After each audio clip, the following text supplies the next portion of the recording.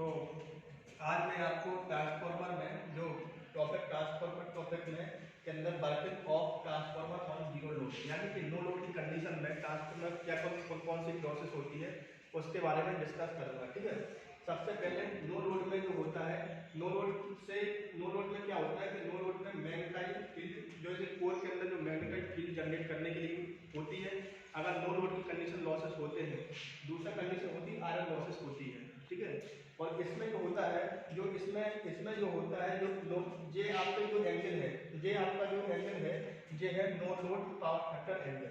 ठीक है, ये आपकी मैग्नेटाइज करंट होती है और ये होती है आपकी वाट प्लस करंट। ठीक है, और इसमें जो यहाँ से जो ग्राफ निकलता है वो है नो लोड करंट। ठीक है, अब इसका फार्मूला होता है नो लोड करंट निकालने का बराबर होता है अंडर रूट में I mu square minus I W square.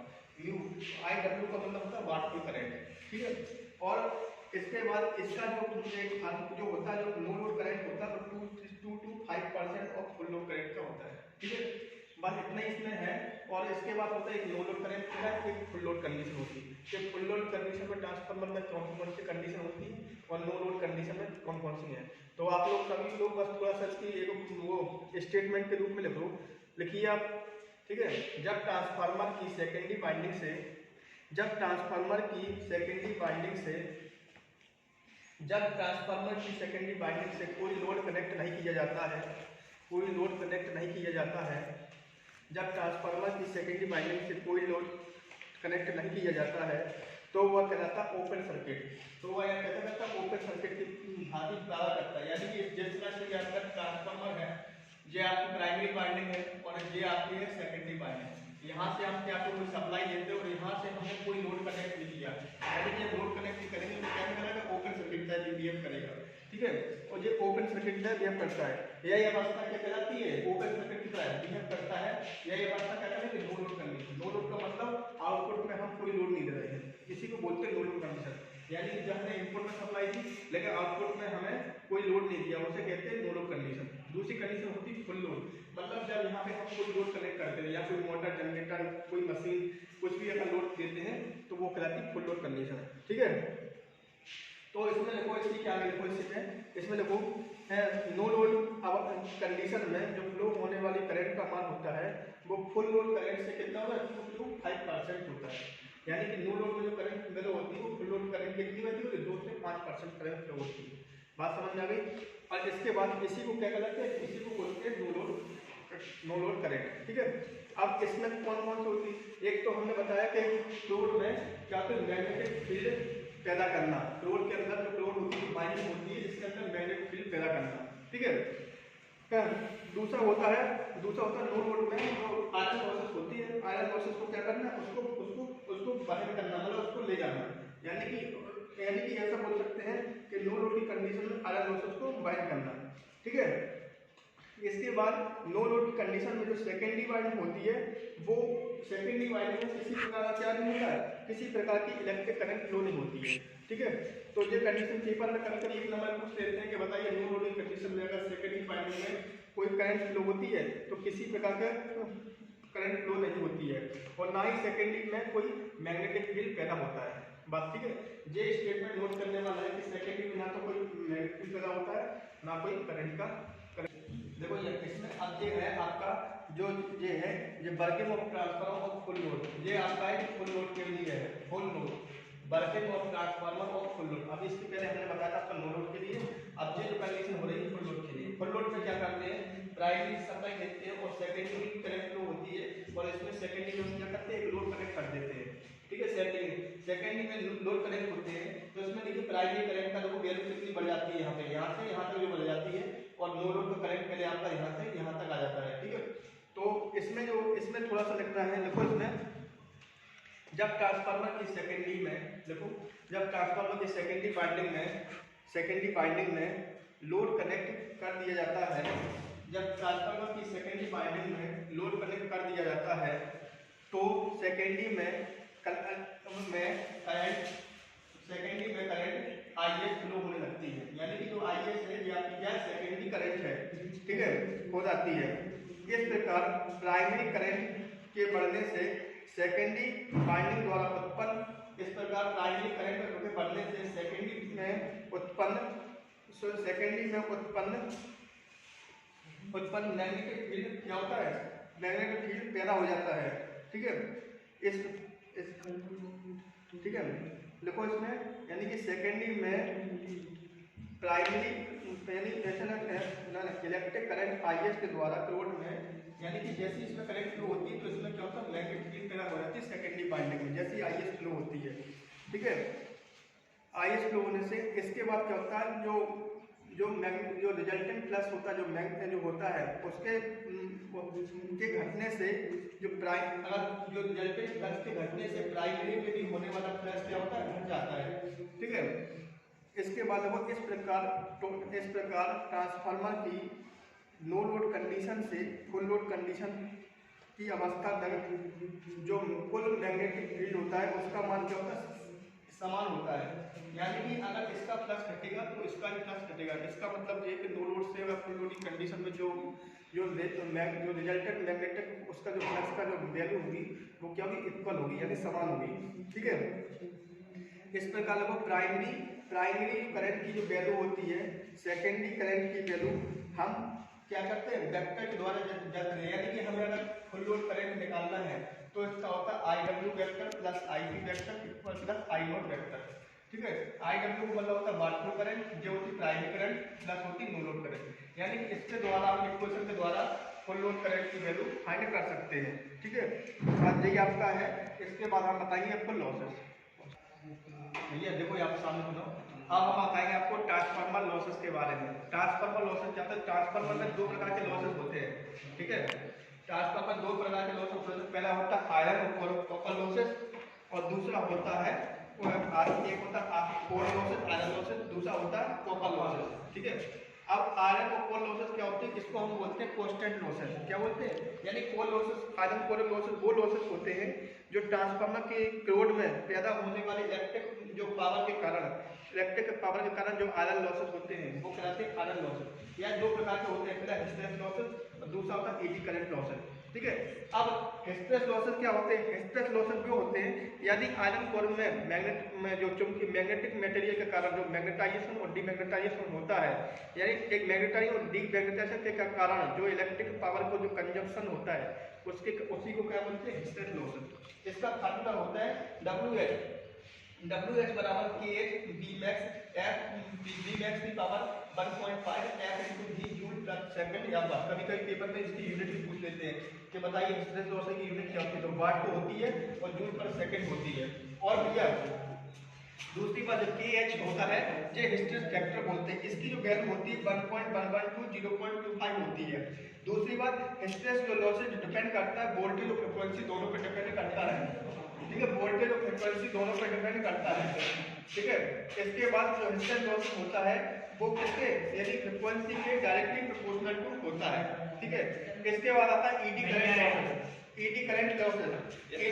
ED current losses में क्या होता है भैया, जो ED करंट लॉसेस होता है तो लैम्डा Bmax का square T square F square V into बार। ठीक है, इसके बाद यानी कि थिकनेस T आपकी थिकनेस है, F फ्रीक्वेंसी, V इसका वोल्टेज है, ये बात है। ठीक है, Bmax क्या है, ये है मैक्सिमम फ्लक्स डेंसिटी। ठीक है, इसके बाद तो भेज दो पहुंच कर दिया था। ठीक है, इसके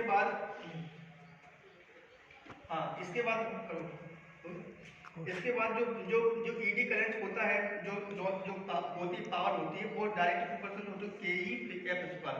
यानी कि ऐसा बोल सकते हैं जो ED करंट जो लॉसेस होती है वो डिपेंड करती है फ्रीक्वेंसी पर और वोल्टेज पर डिपेंड नहीं करती, लेकिन तुम्हारा हिस्टेरेसिस लॉसेस वोल्टेज और फ्रीक्वेंसी दोनों पर डिपेंड करती है। वेरी इंपॉर्टेंट पॉइंट है, पेपर में क्वेश्चन से पूछ लेते हैं, बताइए हिस्टेरेसिस लॉसेस किस पर डिपेंड करती है, वोल्टेज फ्रीक्वेंसी पर या फ्रीक्वेंसी वोल्टेज या वोल्टेज पर। तो जो हिस्टेरेसिस लॉसेस होती है वो वोल्टेज और फ्रीक्वेंसी दोनों पर डिपेंड करती है, लेकिन ED करंट लॉसेस होती है वो सिर्फ फ्रीक्वेंसी डिपेंड करती है, वोल्टेज नहीं करती। इसका फार्मूला होता है PE बराबर KF स्क्वायर, यानी कि इसमें फ्रीक्वेंसी 2 टाइम्स होती है और इसमें जो फ्रीक्वेंसी होती है वो 1 टाइम्स होती है। ठीक है, दूसरी बात अगला होता है कॉपर लॉसेस। कॉपर लॉसेस हमने बताया इसे बोलते हैं वेरिएबल लॉसेस, यानी कि I स्क्वायर R। जब I स्क्वायर R यानी इसमें होता है जब अगर हमें टोटल कॉपर लॉस निकालना होगा तो क्या करेंगे, IP का square RP plus IF square plus RS।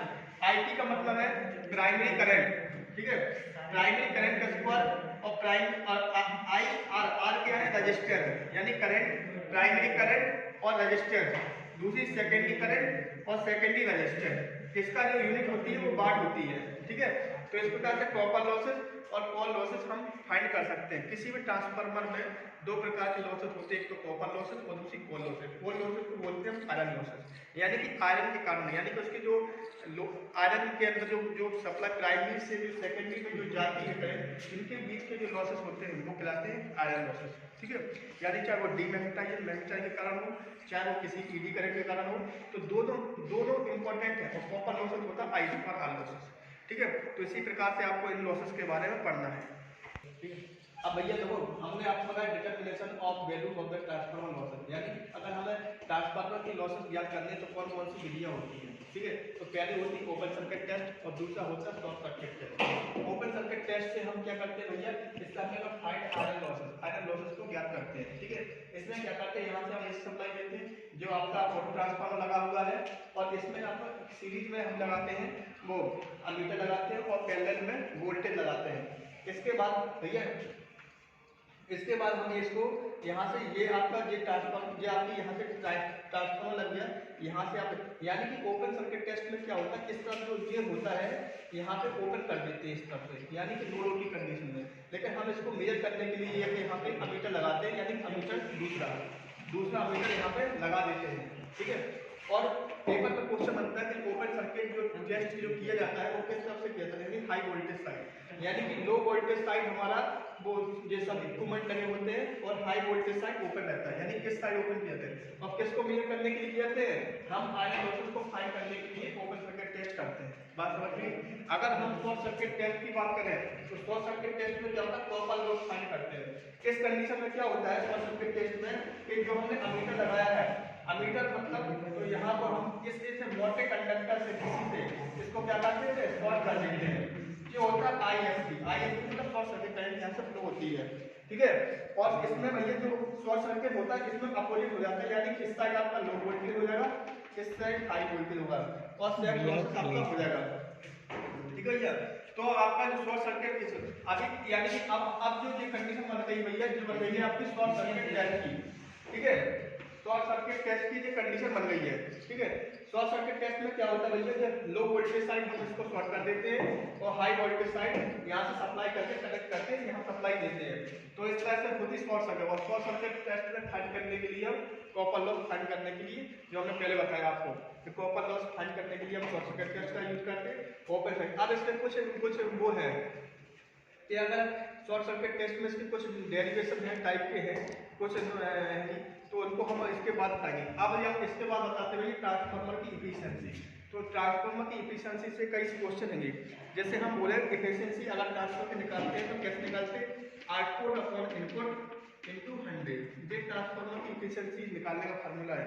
अगर हम इसमें कहें और भी कई सारे फार्मूले हैं इफिशिएंसी के, जैसे आउटपुट अपॉन आउटपुट और प्लस के लॉसेस इक्वल टू इनटू 100, ये भी एफिशिएंसी का नाम है। यानी कि ट्रांसफार्मर से जो आउटपुट हमें मिला है उस आउटपुट में अगर हम लॉसेस ऐड कर दें तो हमें ट्रांसफार्मर की इफिशिएंसी फाइंड हो जाएगी। ठीक है, अब इसके बाद और भी कई सारे फार्मूले हैं। कॉपर लॉस निकालने का फार्मूला क्या है, आयरन लॉस निकालने का क्या है, तो उनके हिसाब से।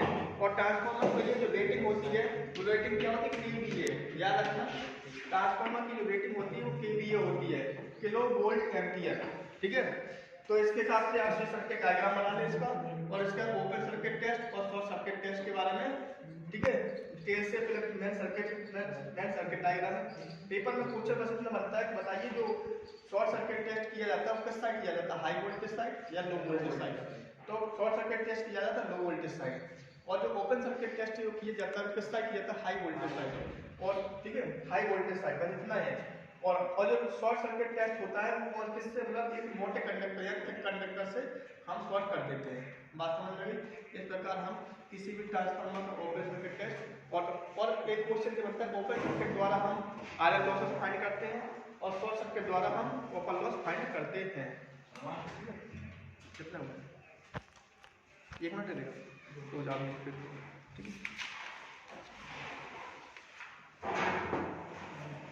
हो गया। हो गया, पन्ना हुआ है, राइट पन्ना हुआ है पूरा देखो। अब देखो भैया हमें अब अगर मोटर की एफिशिएंसी निकालनी, ट्रांसफार्मर की एफिशिएंसी निकालनी तो उसके कुछ फार्मूले इंपॉर्टेंट है। पहला फार्मूला है, अगर एफिशिएंसी निकाले जे साइन होता है भैया एफिशिएंसी का, याद रखना एफिशिएंसी ईटा होती है, ईटा बराबर होता है आउटपुट अपॉन इनपुट। आप अगर हमें आउटपुट पावर निकालनी है तो उसका था V2 I2 cos phi। V2 मतलब होता है सेकेंडरी वोल्टेज, I2 मतलब सेकेंडरी करंट, और cos phi क्या होता है पावर फैक्टर, ठीक है। इसके बाद अगर एफिशिएंसी निकालते हो V2 I2 cos phi upon V2 I2 cos phi plus PI। PI का मतलब होता है आयरन लॉसेस, आयरन पावर, और PC का मतलब होता है कॉपर पावर, ठीक है। इसके बाद M क्या है आपका लोड रेशियो है, लोड रेशियो। अगर हमें M बराबर 1 दिया है, 1 का मतलब है फुल लोड कंडीशन, M बराबर हाफ दिया है तो मतलब हाफ लोड कंडीशन, ठीक है। अब एफिशिएंसी अगर n हमें लोड पे निकालना है, m मतलब लोड पे निकाल तो m v2 i2 cos phi m v2 i2 cos phi plus pi plus m square pc। जहां पे m क्या है, m आपका लोड रेशियो है। अगर जैसे कहते हैं हाफ लोड पर तो हाफ लोड रखते हैं, अगर फुल लोड पर 25% लोड पर जो भी लोड होगा वो m की जगह वैल्यू करेंगे। S दिया है आपको V2 I2, S जो है वो रेटिंग को रिप्रेजेंट करता है। तो याद है कि अगर हमें रेटिंग निकालना है तो जो हमारी जो वैल्यू है ना, इसकी जगह पे हमने S पुट कर दिया है, यानी ms cos phi plus pi plus m square pi, यानी कि S हमारी क्या है, रेटिंग है, ठीक है। जैसे 5% रेटिंग, और m क्या है, m लोड है, और f है फुल लोड, यानी कि load condition full load condition बराबर होता है अंडर रूट में pi pc। PI मतलब होता है आयरन पावर, PC होता है कॉपर पावर, ठीक है। अगर हमें PI बराबर PC कब होगा, जब मैक्सिमम लोड कंडीशन में क्या होगा, आयरन पावर और कॉपर लोड दोनों इक्वल होंगे, ठीक है। इस पे क्वेश्चन भी आते हैं, हम बताएंगे। इसके बाद आयरन पावर का फल होगा m स्क्वायर PC। m का मतलब क्या है, m लोड है आपका। अगर हमें इसका m लोड निकालना है तो अंडर रूट में PI PC, ये आपका क्वेश्चन हो जाएगा, ठीक है। इसके बाद बस आपको इतने क्वेश्चन करने हैं, ट्रांसफार्मर से कोई से भी क्वेश्चन आएगा, कोई भी न्यूमेरिकल आएगा, इसमें से फार्मूले से बाहर नहीं आएगा। मतलब ये सोच लो कि ये रामबाण है, बस लाज है, ठीक है। कोई भी न्यूमेरिकल आता है ट्रांसफार्मर इसके अंदर से ही मतलब आएगा। और जितने भी हमने आपको लॉसेस पढ़ाए, ट्रांसफार्मर के बारे में पढ़ाए, एफिशिएंसी के बारे में पढ़ाए, अगर पैरेलल में कनेक्ट करते ट्रांसफार्मर क्या होना चाहिए, क्या प्रिपरेशन होना चाहिए, ठीक है। जितने भी ट्रांसफार्मर के जो पार्ट ऑफ ट्रांसफर, जितने भी हमने वीडियो आपको यूट्यूब पे और जितने बताए, तो आप इनको अच्छे से पढ़ें और अच्छे से पढ़ें। इसी के साथ आपका जो फर्स्ट ईयर का सिलेबस है वो आपका समाप्त होता है, ठीक है। इसके बाद आप अपनी परीक्षा की अच्छे से तैयारी करें। इसके बाद नेक्स्ट जो बनाएंगे वो उसके बारे में हम आपको सेंड करेंगे, ठीक है। धन्यवाद।